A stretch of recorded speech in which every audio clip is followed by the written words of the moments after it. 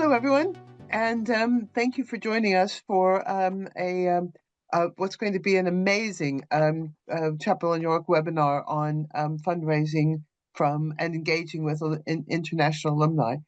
I'm going to just give us maybe just a tiny minute more because people do come in late. But whilst we're waiting for the last joiners, may I just say on behalf of Chapel in York, thank you very much for joining us today. This is going to be a session which I'm sure will be of vast interest and importance, and we're going to learn a huge amount. I'm Nancy Bikson. I'm the managing director of Chapel in York, and as I was saying to our speakers, I've never been so useless as I am at this event, because the speakers are so good and so knowledgeable that all I have to almost do is say go and let them tell you everything. But I will try to ask them a few questions. And obviously, if you have any questions, please do put it in the chat, and we'll do our best to ensure that they are answered. So I would just like to introduce our three speakers today. First is Natalia Ginez. She's a Senior Associate Director of Global Engagement at the University of Chicago. Welcome, Natalia. And Charlie Van Scyoc, who's the Director of Global Engagement at Columbia University. Thank you, Charlie. And Stephanie Veit, who is Chapel in York Senior Client Manager, so she works with a number of our clients.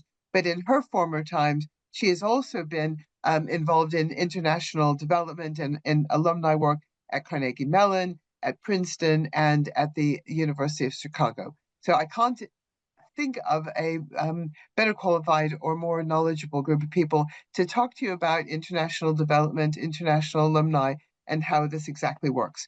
So if I can just start with, I guess, the obvious question, which is nuances and cultures. So this is really for everyone. I guess, Charlie, let's start with you about how do you navigate the nuances and cultures? Because you're going to have two kinds of people when you're talking about international people, aren't you? You're going to have your own Americans who have moved abroad, and that's one type of international person. And then people from abroad who have come in, gone to Columbia, and then gone back home. So how do you deal with those different groups? How do you work with them? Thank you. Sure. That's a great question. And I feel like this particular area is probably what induces the most nervousness amongst professionals in our area, right? It's this funny thing where people can get on a plane with the intention of going and asking someone for a vast sum of money. Maybe your objective is to coordinate a 300-person event with your university president on stage, but nothing scares people more than calling Mrs. So-and-so by the wrong title, or what have you.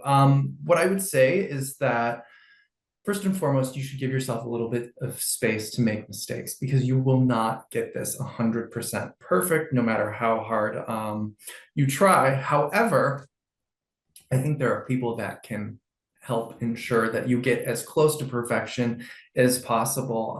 My recommendation is that you rely on your local experts, because you are not one. And you know, in most cases, when we're getting on planes going to visit our alumni parents and friends in other cities, we've already made connections with people locally, whether these are alumni club leaders, pre-established donors, what have you. Another resource that I've used is most of us sit on universities, campuses with people from all over the world. So you have faculty members and even students who tend to know a lot. So get advice from the people who know more than you do. They will tell you most of what you need to know, and at the same time, give yourself, space to make mistakes. I can tell you the first time I took a business trip to Asia, I left my business cards on my desk. And this was before the era of the WeChat QR code, right? Where everybody handed business cards back and forth. Big mistake, but these things happen and you move on from them. Super. Thank you very much.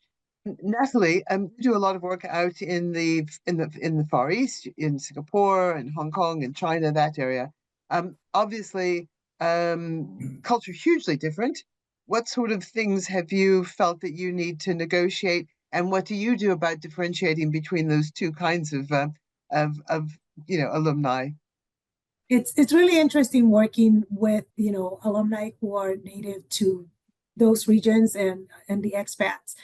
In my experience, usually working especially with areas in Asia, alumni are very much they like structure, and they rely a lot on seniority.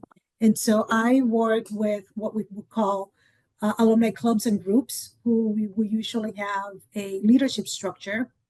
And for them, it's really important to know who is leading what effort, what initiatives, so that they know who to talk to directly. And so knowing and understanding that that is important to them, and being familiar with who is at what level of it, within that structure, it's really important, and it will make your life a lot easier. And saying a little bit about what Charlie was talking about, like, make sure you know uh, people within your organization that may also have some experience and expertise, either by also being connected to those areas or being from those areas. So ensure that you have conversations with them that will help you understand what that culture is about, what the area is about, before you set foot on that plane and travel. And I agree with you, Charlie. Give yourself some grace, because you will put your foot in your mouth every once in a while. And I am originally from Latin America, where I wasn't necessarily knowledgeable of a lot of the Asia cultures and customs, and so it has been quite eye-opening traveling to those areas. And I rely a lot on colleagues, friends, and alumni that I have created a good relationship with, to be very open and very clear about the things that I should and should not be talking about. I am myself not a development officer or a fundraiser, alumni engagement staff, so I do a lot more of the engaging of events, initiatives, ensuring that alumni are participating in whatever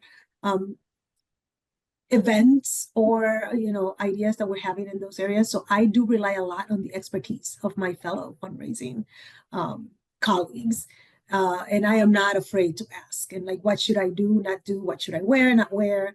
I never forget my business cards. It did happen to me once too. Never again. So those little things that truly do have an impact in moving those relationships forward, definitely keep them in mind. But also be yourself. I think the communities are expecting you to be yourself. They want to know you for who you are. They want to know you for the authentic person that you are, and the person that you are as a representative of the organizations that you're there to talk about. Thank you. Stephanie, India, I know, is one of your specialties. What do you see in terms of working with Indian alumni that you really want to highlight for the people listening today? So I think it mirrors what Natalia was just saying. I would just add something. Yes, authenticity really matters. They want to get to know you. They want to be listened to, and listen to them is really, important. That sounds obvious, but it takes a lot more than building a relationship with a potential donor in the United States. Beyond this, engaging alumni, meaning that when you meet them, you're the representative or your institution, meaning you know it all. They all expect you to be an expert in everything that is happening in the university, which is also essential for you to build those relationships internally. There's no way you would know everything anyway, but also listening to them, because they have advice on how to engage other alumni within their cultural circles. Yes, give yourself some space to make mistakes. Sometimes it's not that obvious. I can give you an example. I used to travel a lot to Korea, and we were cultivating parents and engaging parents, and Korean families, save 40% of their income to send their kids abroad, whether it's to prep schools and to universities. And we were in a parents' reception, and I was talking to a mom, and I said, you should go talk to Mrs. Kim over there, because she has a very similar experience with this university, and we need to create some sort of synergy between all the parents. And she said, well, I have not been introduced.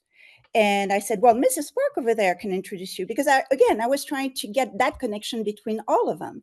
And she told me, well, I haven't been introduced. And it took me a while to understand that I was the one who needed to introduce her to the other parents. So, that hasn't happened with alumni, but parents are hugely important for us, and I'll come back to that. Coming back to listening, you're going to have, if your institution has not made an effort to be in touch regularly with your alumni, or they might not receive, the emails, or, they might have moved. You think they're in Shanghai? Well, no, they're in Bombay. What really matters, what's going to matter, is that you're going to come across some people who are going to be incredibly disgruntled. But what that means is also they're very passionate about the institution, and they really want to reconnect. So obviously these relationships, are going to be much longer to build, but they're probably the most crucial, and the one that is going to stay with you, and the one that are really going to help you understand the cultural nuances, and how to, cultivate their fellow alumni. I think also, and I'm coming back to know it all, what it also means is that you need, let's say that you've been involved in domestic alumni relations and fundraising. You need to make sure that you're willing to unlearn what you know about philanthropy in the United States to really understand how that works abroad. It's going to take time. It's going to take time, and you also need to be very humble about it. And the humility is, I think, incredibly important in building these relationships. And yes, you need to build those, those relationships across campus, and not solely to engage alumni, but to know who's traveling where, which is going to matter, to the alumni who are in China, for example, and you have 4 faculty members who are regularly traveling and have these relationships with some other alumni who may not have been engaged. You really need to connect dots. It's fascinating work. You never know whom you put in touch with anyone. You'll learn a lot in the process. And again, at the end of the day, you need to listen. I think that's what's most important. You might come across a parent or an alum who wants to talk about what they're doing and what have been accomplishing since they graduated. And maybe that was 40 years ago.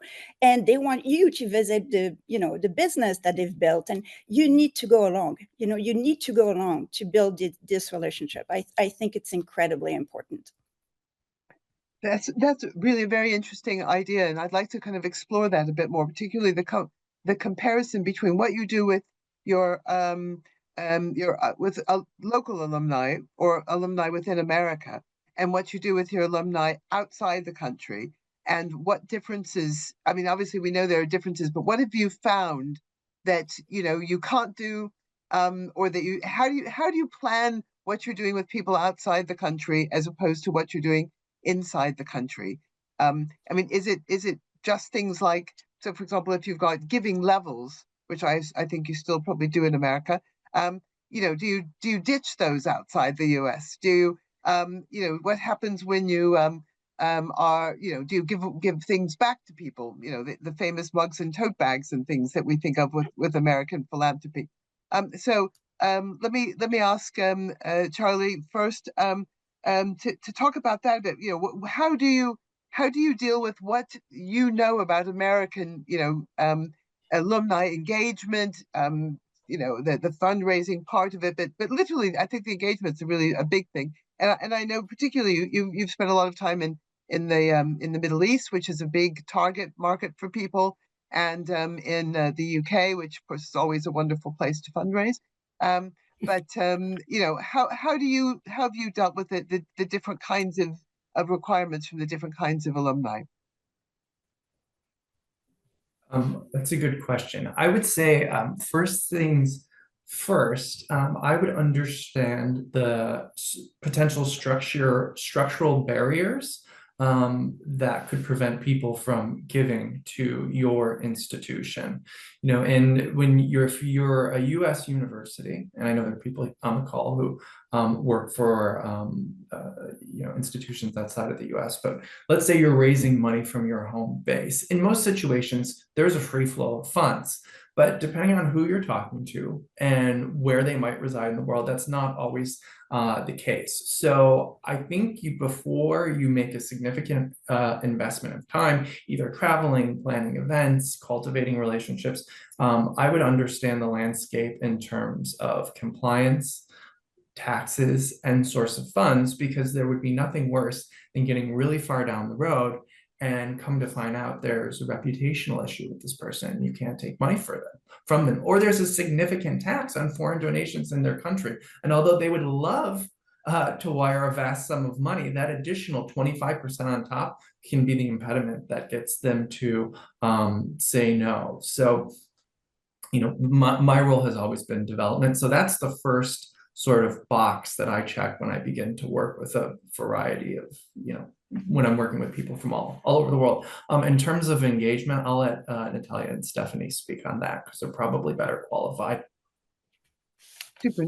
Natalia, do you want to jump in there? I do, and I can give you a very specific example of working with our Japanese community, and even in partnership and collaboration with our fundraising team. One of the members of the Japan Alumni Club board is an expat. So he is from the United States. He is a liaison, basically the conduit between most of the communications that we have with the leadership within the club who are from Japan. He's also one of the people that we go to whenever we have like a new name that is offered to us as a potential, gift person, prospect, I'm sorry. And so we rely on the relationships that we have created with some of the American leadership in the area. He is also very good, very understanding of the culture. So like Stephanie was saying, he will make the introductions. He will ensure that, we are up to date on what it is that we need to know when we're speaking with certain, members of the community. And we now know and understand that, it behooves us to know someone within that community that has that knowledge to be able to get a good introduction to continue whatever the conversation it is that we want to have with someone that is specifically from Japan.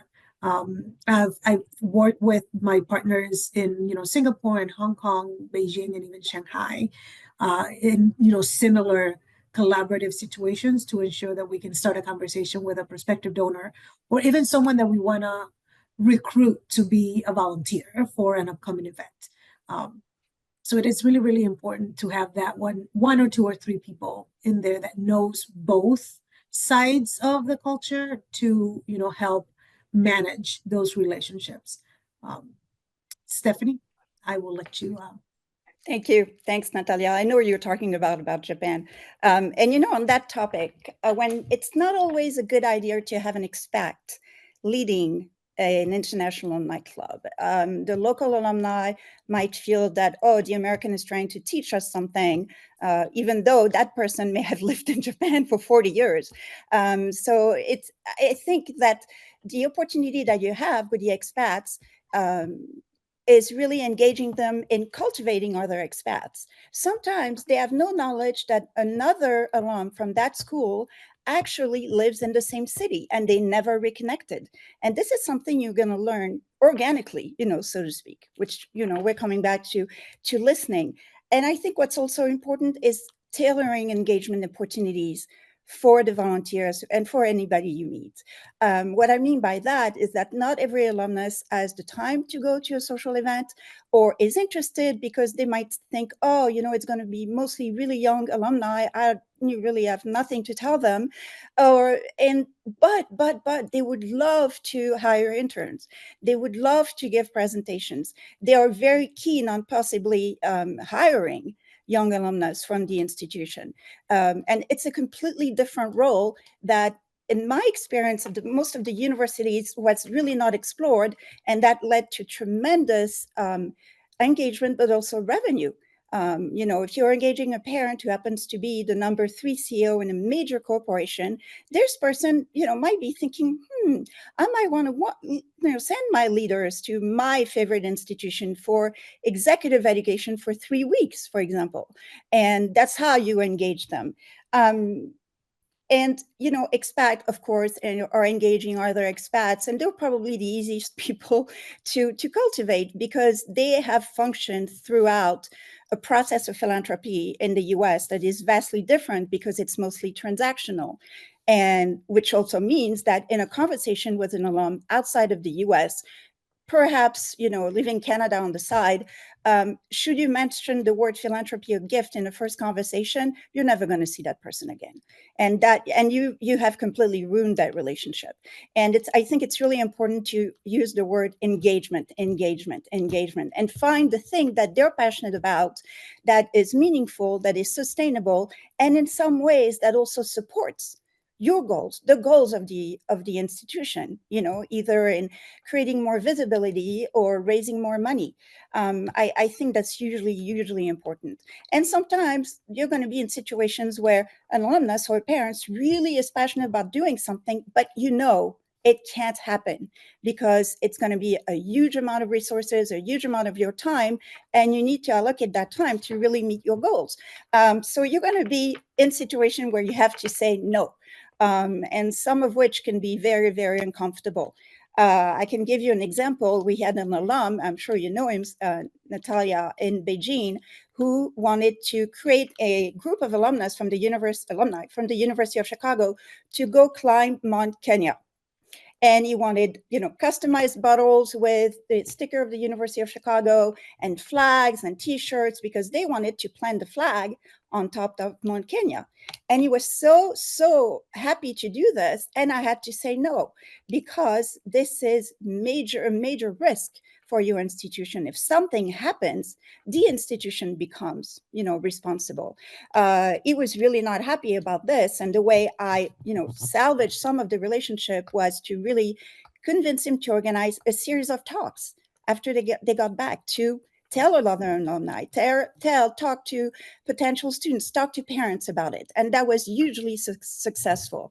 And I think the last thing I really want to mention is the importance of culturally customized communications.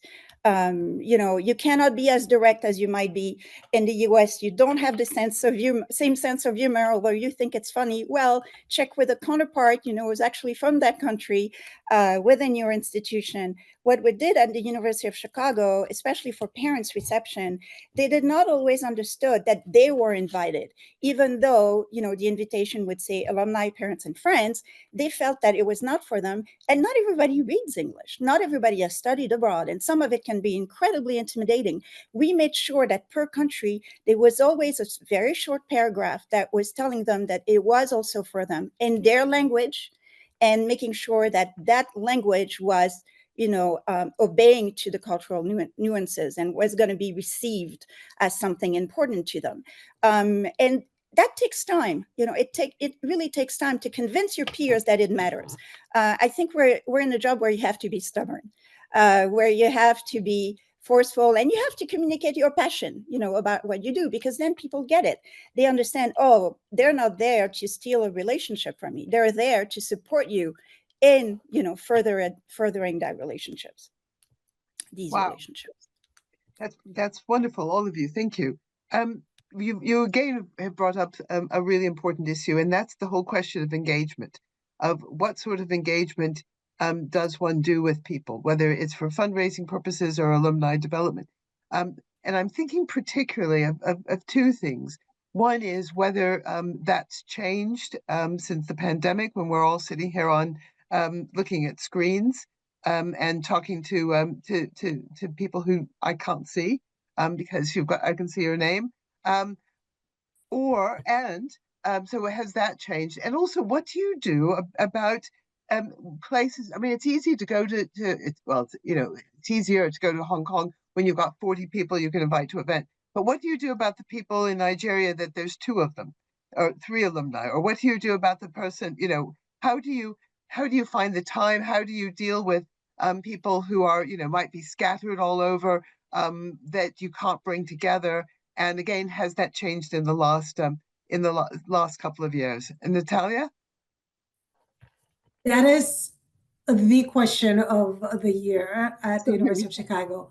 we're going through a restructuring and just a new strategic plan, and we've come to the realization we cannot be everything to everyone. And because of this, we have created priorities, both in what are the university's goals, mission, vision, etc., and what are the priorities that we, as the Alumni Engagement Office, are going to be able to support the university in advancing those in our international areas and communities. And then determining which are the communities basically where we have the most alumni. What do those communities look like? Who are the people within those communities that kind of match or meet the strategy, the vision, and the mission? And then create programming that it's going to be interesting, innovative, and engaging for those people that we want to bring out. So it's a lot of picking and choosing, knowing that there's a big chunk of our communities in other areas that may not be getting the same attention, be getting the same resources, and then creating a plan that we need to follow and we need to stick to. Part of that plan also includes, like Stephanie said, the importance of communications and communicating with those communities that may not get or may not feel that they're getting all the love that others are getting, and being clear about the things that we can and cannot do for them. Because it's never a no, it's a no, but we cannot do necessarily what you expect us to do, want us to do, or the same exact thing that we're doing somewhere else that we're doing in a Hong Kong or in a Beijing, but we can do something smaller. And we're going to do something that is going to require maybe a little bit more work from the volunteers and the alumni on the ground than it would do somewhere else. But we are willing to work with them as long as they meet us somewhere like halfway down the road. But it is important that you come to the realization that you cannot be everything to everyone, because then you will never be enough for anyone, and that is how you frustrate your entire alumni world. And they understand, and they're very appreciative of that when you are clear and when you tell them specifically what you can offer them, and at what levels. And yes, we hear from some of them that are frustrated, but we've been able to meet them, like I said, halfway in some of the things that we're doing. Super, thank you. Charlie? I think I'll just reinforce Natalia's point. So one of the most savvy people that I know in our profession, who was a boss of mine years ago, when I started in a position reporting up to her, what she said to me is, we're going to pick we're going to look at the data. Here are the objectives. We're going to pick 5 or 6 markets, and we are going to allow for 2 of them to just fail.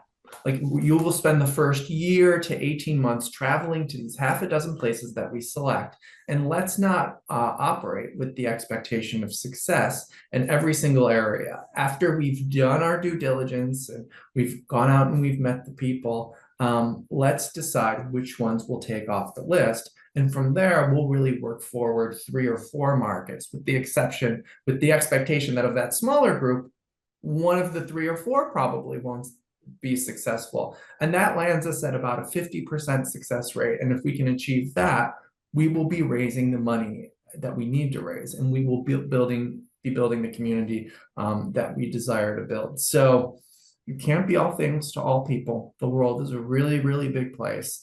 And while you don't want to leave anyone out, I think the unfortunate reality is you kind of need to pick and choose. And just to go back to something that I mentioned earlier, I think it's really important that you define your objectives. I mean, what is the objective here?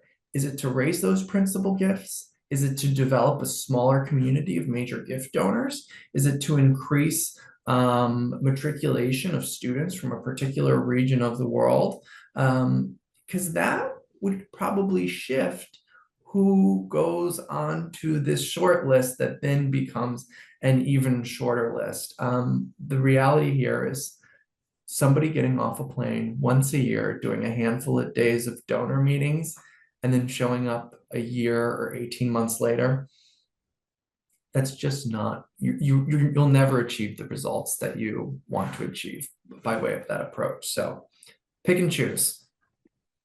Well, this raises a very, I think, important, every issue is very important, but it's a really difficult and interesting one too, which is how supported are you by your university leadership?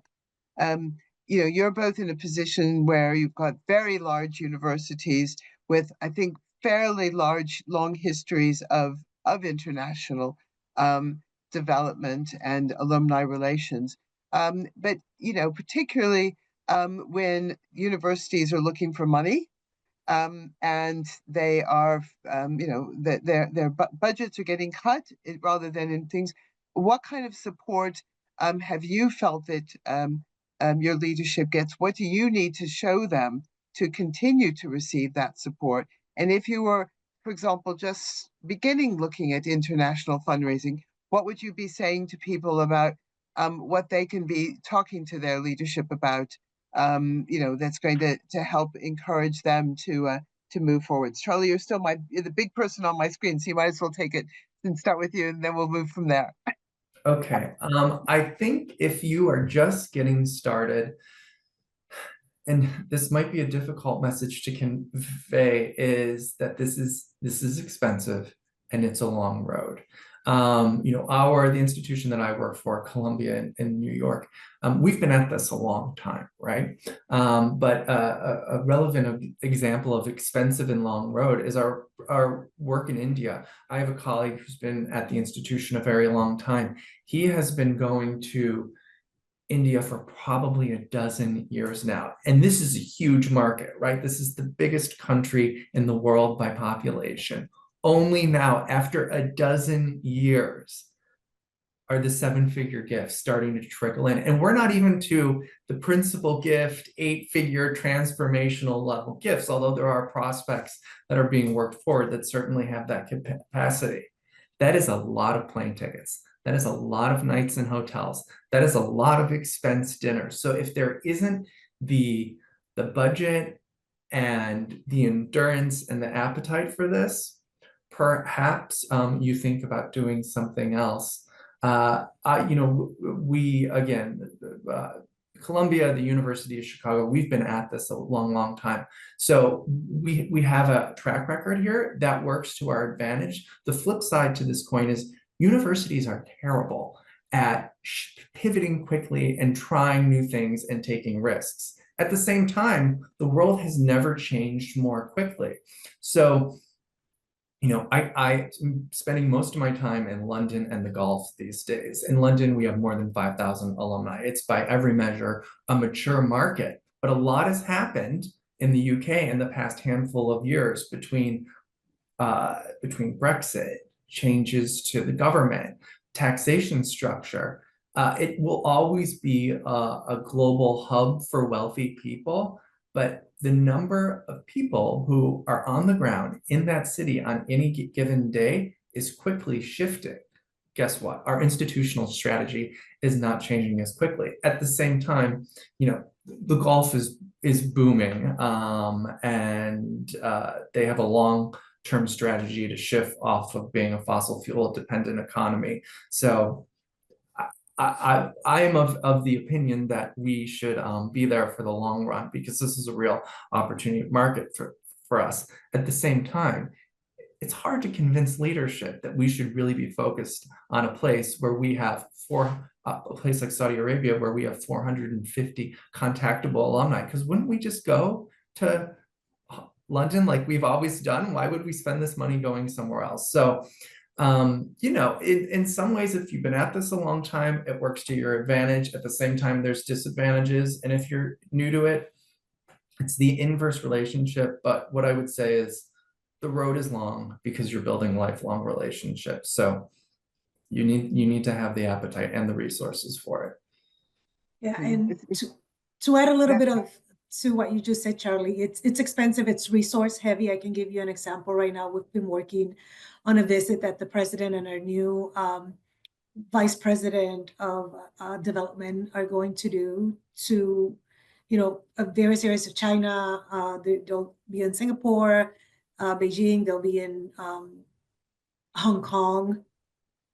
And it's a 5-day trip that is going to take place in March. We've been planning since last July. And it's right now it's 2 meetings a week, a team of 15 plus people in those meetings, trying to ensure that every single detail of those 2 trips, it's going to go well. It's going to be executed to perfection. And these 2 trips, these trips include, visits with prospective donors, with, also stewardship visits to donors, and they include big events that are open to the entire alumni community, which is something that we don't necessarily do every single time that the president goes somewhere for visits. And so it's taken a lot of, investment and resources and money, because our hope is that, knowing that these international communities do have a lot to offer to the university, and we're willing to listen. But like I said, we've been planning since July. Right now, like I said, we're at 2 meetings a week. This event is happening next week. It feels like next week I'll have a meeting in my calendar every single day, if not 2. But we feel that we're in a good place. But it's to the point where we're like, do you really need 15 people planning 5 days? You do, if you want this to give you to the benefits that you hope to get from those visits. They're barely going to be in Singapore for 24 hours. And every single minute of those visits, it's planned because we know what the goals of the university are that we want to achieve with what is happening in Singapore and Hong Kong and in Beijing next week. So a lot of time, a lot of resources, a lot of effort, and a lot of money is going into it. But we know that we will eventually get that in return. Thank you. Stephanie, we know that your current leadership is extremely supportive of everything you do. So it's me. But what about thinking back to your other the other people you've worked with? How did you deal with them, and how involved were they, and what did you need to say to people? So within the context of the higher administration of an institution, I was surprised to realize how much the administration did not know about their alumni population in one country, didn't know how many visits development might have made, didn't know about the number of MOUs that might have been signed with institutions, in this country. And I think it's really important, first of all, to be flexible and to be adaptable to how much information they want to receive. Certainly don't want to use the word educate them. You want to be able to use the word share your knowledge. And that gives you the opportunity to become the expert that they can rely on and to build relationships at that level. And that's really important. I want to come back to what Natalia was saying in terms of smaller communities and larger communities. I was in a position at Princeton where the alumni chapter in Portugal was asking me to send a Nobel Prize winner on one particular week in the month of February. You can imagine that I never had that pull with any faculty who were Nobel Prize winners, and the timeline, they told me that 2 months before, and the restriction in time was, we just could not meet that, and Portugal was not on the list of countries that that really wanted to put an effort on. But that being said, we knew we had people, and mostly administrators and faculty, traveling to Spain that exact same week.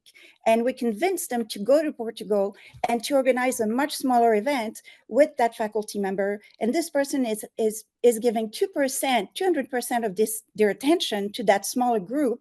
And it could be a dinner, where everybody is invited. And people respond to exclusivity and, intellectual content. And I think that those smaller events have really the power to bring that to your alumni. Even in a bigger community, you might have specific donors to cultivate, but you also might have alumni whom you really want to engage in the local, chapter structure. And in terms of the large communities, and what Charlie was saying about going once and never going back, it's the worst thing you could ever do. Let's say that you're convincing your president, or your president wants to go to one particular country, and that's never going to happen again. It's worse than not going. It's worse than never organizing anything. And that really leads to the fact that coming back to how much your administration and sometimes your boss do not know about certain countries, I think it's essential for you to create documents that are highlighting what the University of Chicago, for example, represents in Vietnam. How many Vietnamese do we have on campus? How many students? Have the admissions grown? Is it mostly graduate students? What field are they studying? Who on campus, or in faculty or staff, is of Vietnamese, descendants? And gather all that information, and that could include, study abroad, the events within the last 5 years. And these are really important for you to share with everyone, to convince them that there's value, even though perhaps they might be, a much, much smaller group of people. I was in conversation where one president didn't want to go to a particular place and told me, Stephanie, you have nothing going on there. And I was able to provide that document saying, no, we have a lot. Look, it matters. If we could include this particular country within your next international trip, that would be hugely successful. So convincing is going to be, a big part of your job, and listening to them. And, a lot of people just don't want to be told what they need to do. So that's where also you have to be flexible, and might take longer than you think it would. And coming back to events and coming back to planning trips, I was in the situations where 20 of us were traveling with the president or faculty or the provost to a particular country for a series of events. And alumni were looking at us saying, how much money are you spending bringing 20 people for these events? That makes no sense. Optics are hugely important. And I think this is also something you need to convince your leadership about, because guess what? Everybody wants to go to Beijing with the president. Everybody wants to go to Davos, and I think it's really important to keep reminding people of that, your boss and the administration. And you might win, you might not, but at least, you're making the case. I think the two words that I mentioned, flexible and adaptable, are hugely important. Super. What do you think, and how much do you feel that current, the world has changed a lot, hasn't it? There's always international things that are happening, either disasters or geopolitical crises, or just changing allegiances. How much, Stephanie, have you felt that impacted on your, on the work that you were doing internationally? And then I'll ask each of you the same question. Hugely, and mostly around the financial crisis of 2008. When I started at the University of Chicago, I very quickly inherited the very first, international alumni event. I can't even remember what it was called, but it doesn't matter. And the goal was to engage, 150 people from some countries. We actually ended up having 400 people from 26 countries. So we realized that there was a huge potential in bringing in donors and engaging alumni who had just never connected with us before. And the attraction of going to London and meet some of their peers really mattered to them. So it was decided to do that event every other year in a different place in the world. It was very quickly decided that the next event was going to be in Hong Kong, a very important strategic place, for any institution for that matter. And everything was planned. We had the faculty panels planned, we had the events planned, we had the venue booked, it was entirely planned. We had the communication plan, we had the visuals, the identity that we wanted to bring to these events, that were being mindful of the local cultures. And it was decided that because of the financial crisis and the number of people who had lost their jobs, it was really not a good idea to show that we were spending so much money on this kind of event. And I can tell you that, yes, it made sense, but there were a lot of alumni who said, well, we needed you then. We needed you, and you have the resources to come, to our country, even though, it might be perceived the wrong way. So it's almost like there's no right or wrong. You have to go, you have to convince your leadership that you feel that it's important. In our case, we were not able to. And I understood where they were coming from. I did not necessarily agree, but I understood.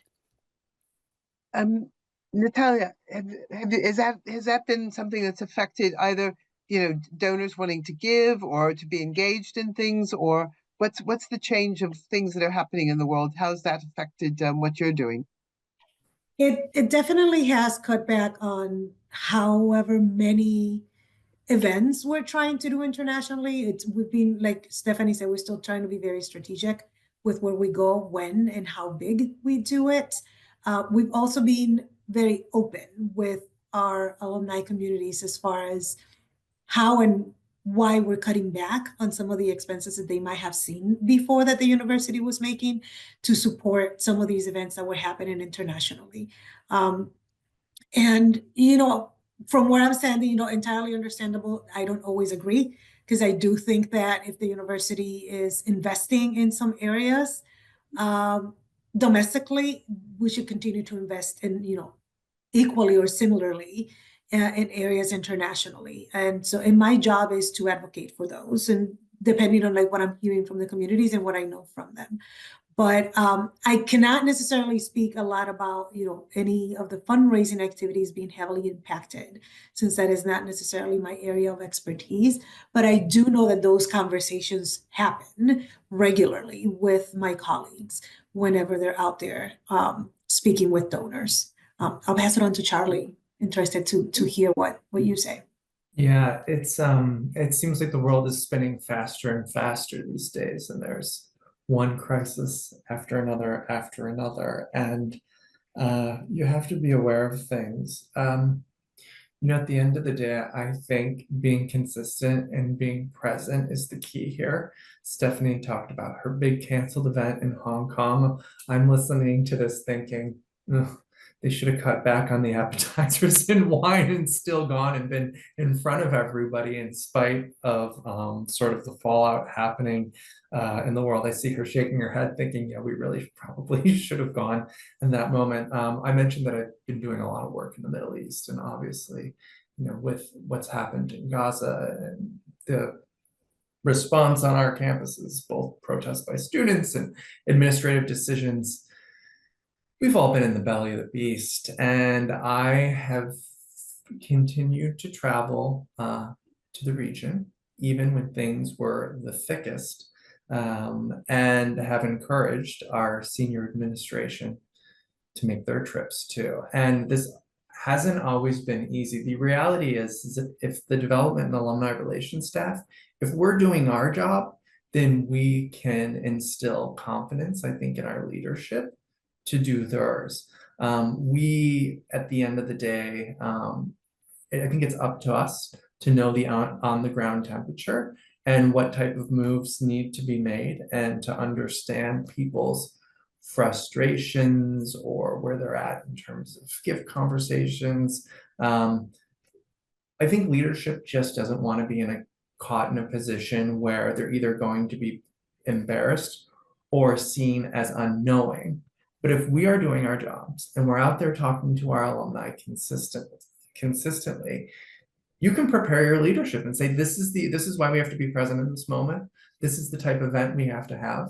This person isn't going to give today, but they will down the road. It's not happening as soon as we want it to happen. Here's the complaints that I've heard that you're likely to hear too, just so you can prepare yourself. So I think being consistent, being present is so key in moments like these. And unfortunately, it doesn't seem that the world is cooling down, right? So this is the new normal that we reside in, and we just have to keep pushing forward, as difficult as it is. But if you keep going and you're talking to the right people, I think it builds credibility.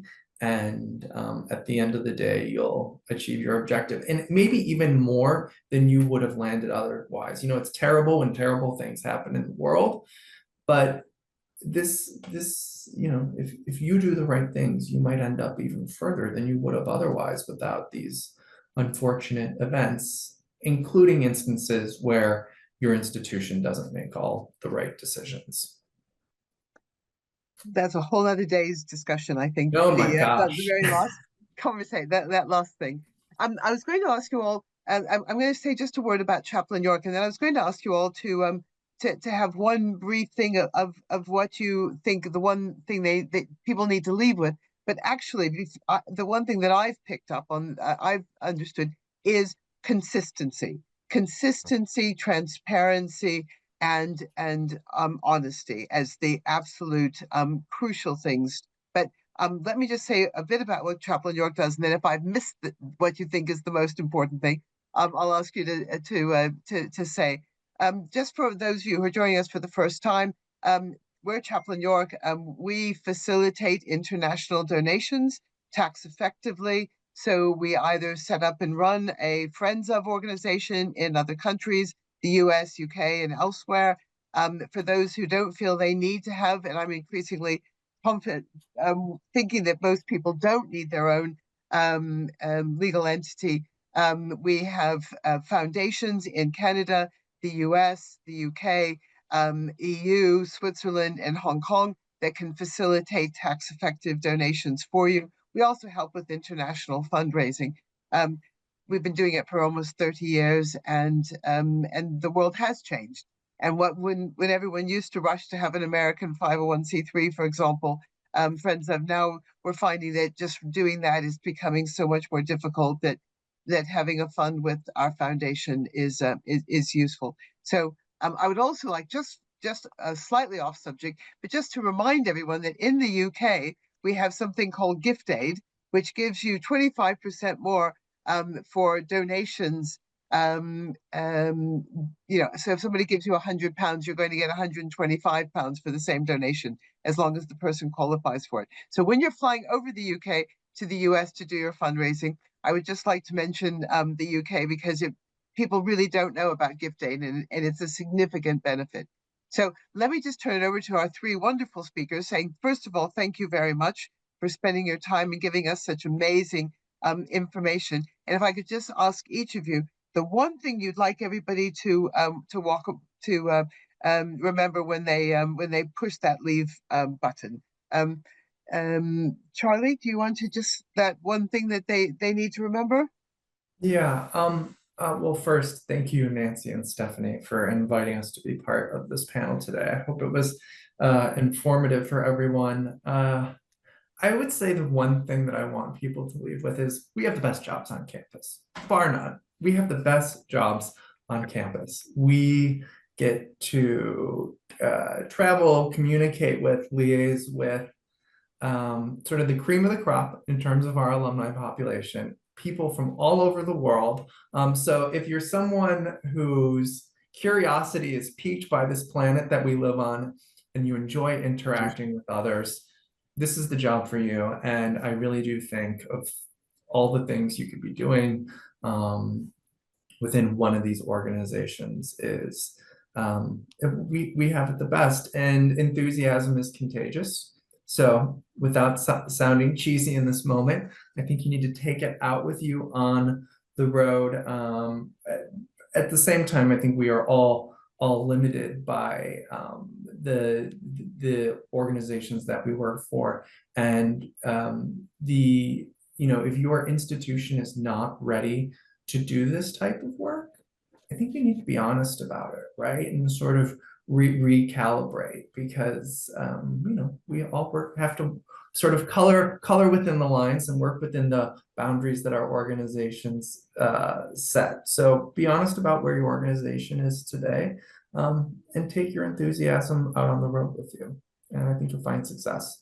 That's wonderful. Thank you. Natalia. Thank you, Charlie. And thank you, Stephanie and Nancy, as well. This has been a fantastic experience for me, getting to talk about what I love to do. Can't believe I get paid to do what I do. It is exciting. What I would say is, make sure that you know that you, like I said, you cannot be everything to everyone. And so that you pick, I'm sorry about the dog in the background, and that you pick what are the goals that you truly want to achieve, and which are the areas that you want to concentrate on, and put your 100% energy into those to ensure that you are successful. And to know that not everyone is necessarily going to be happy with those decisions, but knowing that you made the right decision for the organization, and that you're working towards making that successful. So you can't be everything to everyone, but you can be very good to those that you say and commit to being good to. That's great. Thank you so much. Stephanie? I think you have to remind yourself that your role is to be a guide. You're guiding the leadership, you're guiding your volunteers, and making sure that you remind yourself very often that, and you also have to remind your administration about this, is that the volunteers are not working for you. They are working for their local community, and they are counting on us, to make that effective and to make it fun. People want to have fun. That being said, in a time of crisis, which means, not as much travel, and local volunteers are counting, on a faculty member to come every year, or the president every year. It is your role to give them the ideas and the material to understand that they could build these events even without staff traveling. They have very prominent local alumni within their community who could give a lecture, and they could organize a send-off for students because it's never been done. And I remember we created guidelines at the University of Chicago to help, and we made sure that we were not talking about rules, we were talking about guidelines. And we were supporting them financially and with communications, with the knowledge that they had to have 6 events a year. And a lot of alumni were like, well, I can't have 6 events a year. And we said, well, listen, you have your annual Christmas gala, you have a send-off party, you have a welcome back party for the students who are coming back, you might have a yield event. Let's work with admissions on that. And we're committing to bringing you a faculty member every year. And, the 6th one could be, how about creating a happy hour? Again, that's flexible. People, same day of the month, same place, and someone might not be flexible enough or doesn't have the opportunity to come one month, but might show up all the other month. And that's how you build that community too. So remember that you are a guide. Thank you. Speakers, thank you very much. Participants, thank you very much for coming. We hope you enjoyed it. We hope this was useful to you. If you have any questions, I've put my email address and Stephanie's in the chat. Feel free to be in touch with us. And thank you very much. We wish you the very best for the rest of your day, whether you're just starting it out or whether you're finishing or sitting in your pajamas on your way to bed. Thank you for being with us, and thank you so much for a really informative and really terrific session. Goodbye, everyone. Thanks a lot.